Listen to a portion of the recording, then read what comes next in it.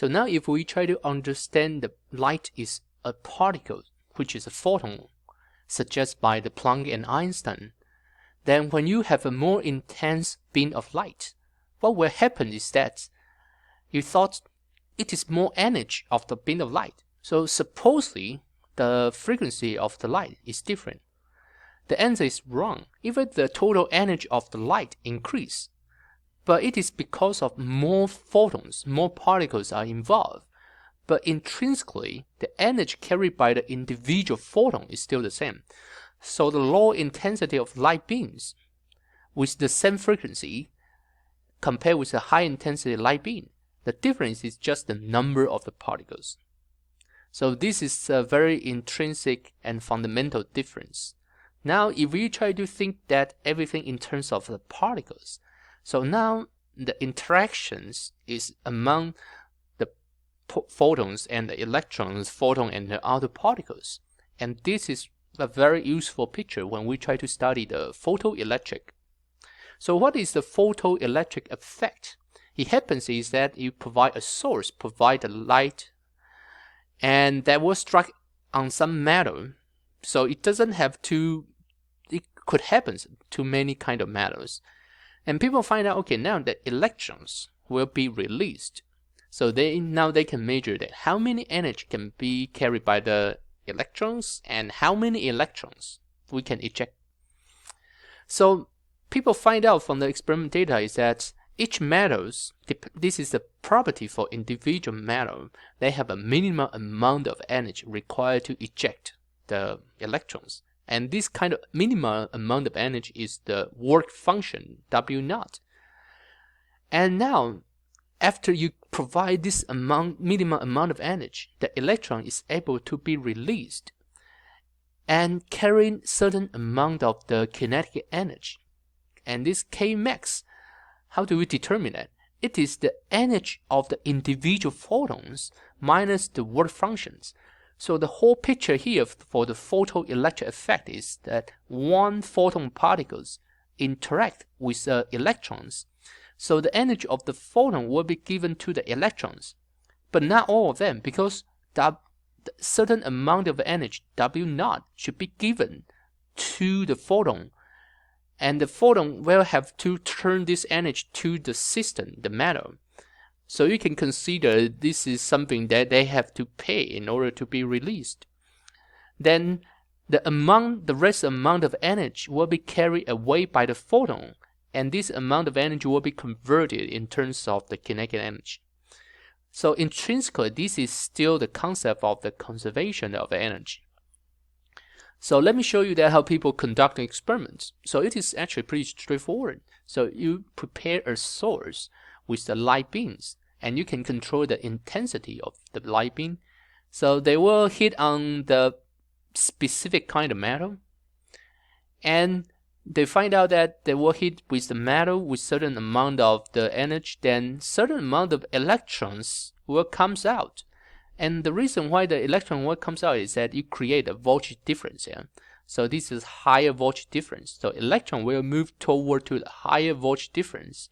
So in that case, you will form a circuit, so you can measure now the energy and the number of the electron in this case. So this is not a very complicated experiment. So two things play a crucial role later for our discussion. The light source, what kind of frequency it is provided, and what kind of metal you're using.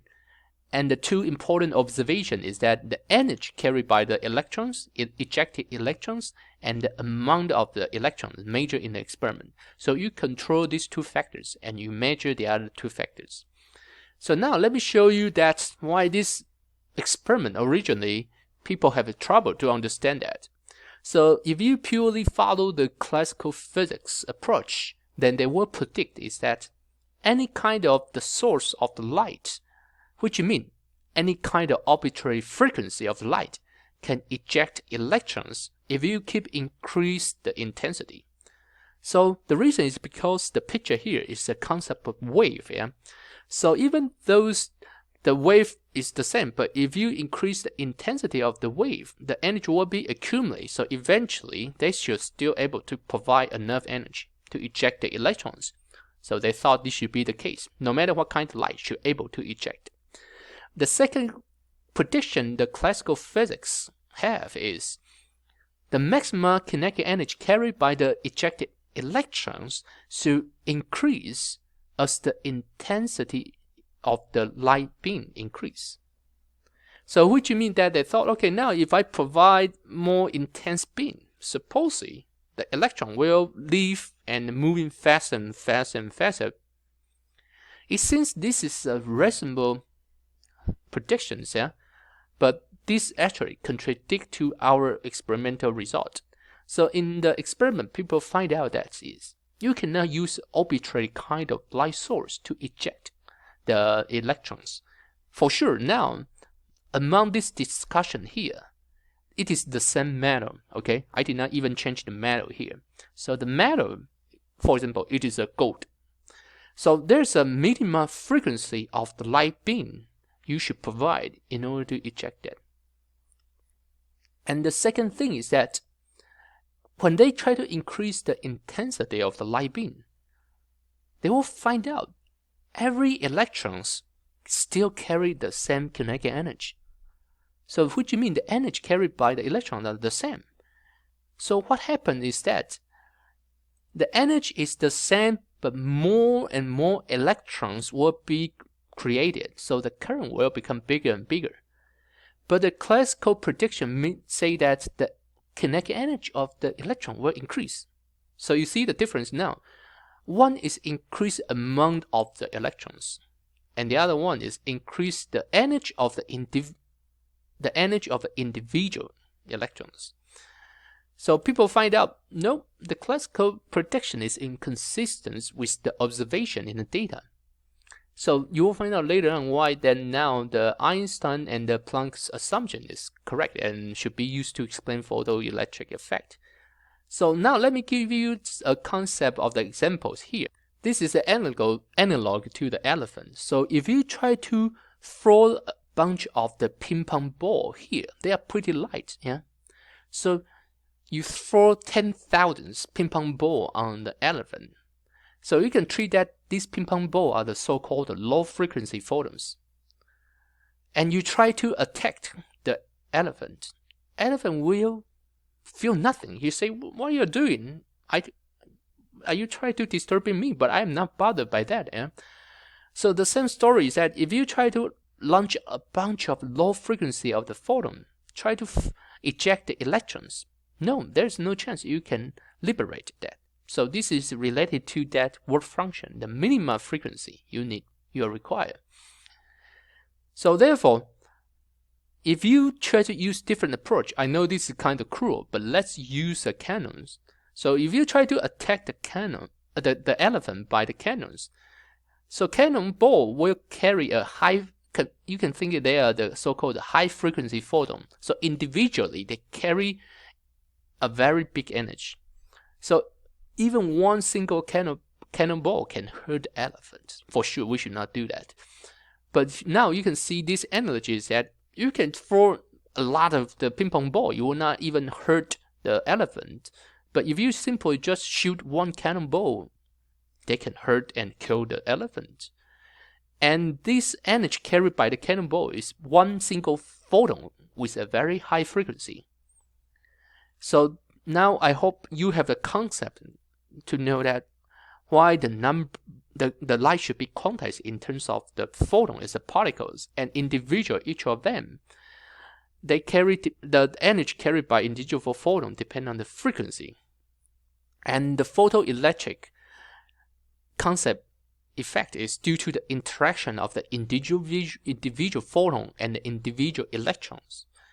So even those you throw the individual photon 10 times, but for the interaction itself, it is just 10,000 times. For example, if you throw 10,000 ping pong ball, it just means there are 10,000 times interactions. But individually, each time the interaction is one ping pong ball and the elephant in the case.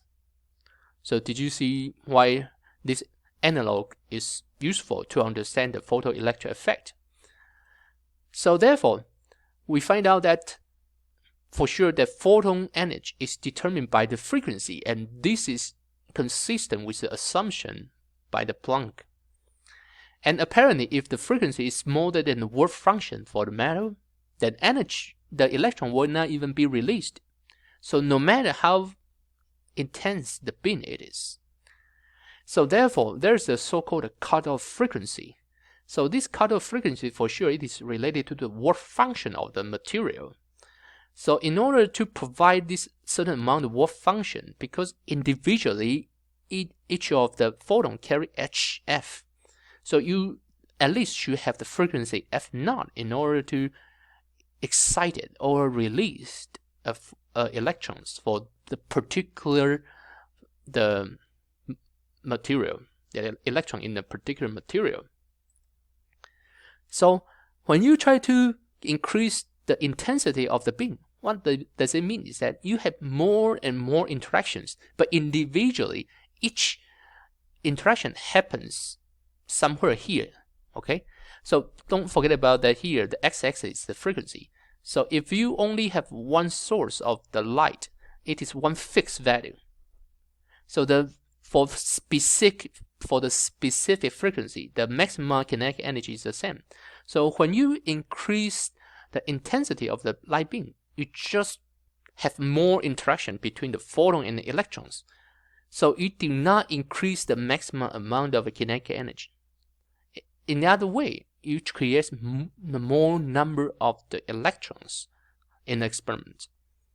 So that's the reason that if you try to understand the photoelectric effects, you should use the pictures of the particles instead of the pictures of the wave. So now let's have our second conceptual quiz. So this is the one where I will not provide you the answers. So when you watch the video and if you know the answer, once again, please email me your answer with the explanations.